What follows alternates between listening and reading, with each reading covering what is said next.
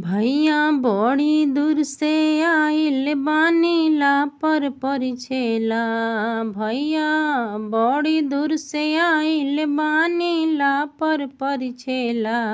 अपना दुआरा पर के कार दे द शहर घूमेला। अपना दुआरा पर के कार दे द शहर घूमेला। भैया बड़ी दूर से आइल बानी ला पर परिछेला। भैया बड़ी दूर से आइल बानी ला पर परिछेला। अपना घर में के टीवी दे द सीरियल देखेला।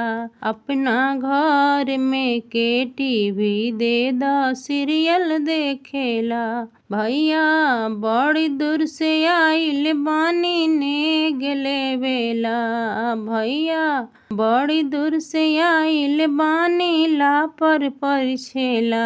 अपना पाकिट के मोबाइल दे द फोन करेला। अपना पाकिट के मोबाइल दे द फोन करेला। अपना हाथावा के घड़ी दे द जीजा के पहिनेला। अपना हाथावा के घड़िया दे द जीजा के पहिनेला। भाभी बड़ी दूर से आइल बानी ने गेले वेला। भाभी बड़ी दूर से आइल बानी ने गेले वेला।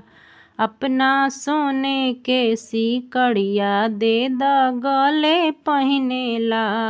अपना सोने के सिकड़िया दे द गले पहिनेला।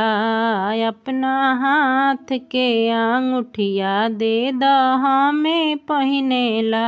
अपना हाथ के अंगूठिया दे द हमें पहिनेला। भाभी बड़ी दूर से आइल बानी ला पर परिछेला। भाभी बड़ी दूर से आइल बानी ला पर परिछेला। अपन सोने के कंगनवा दे द हमें पहिनेला।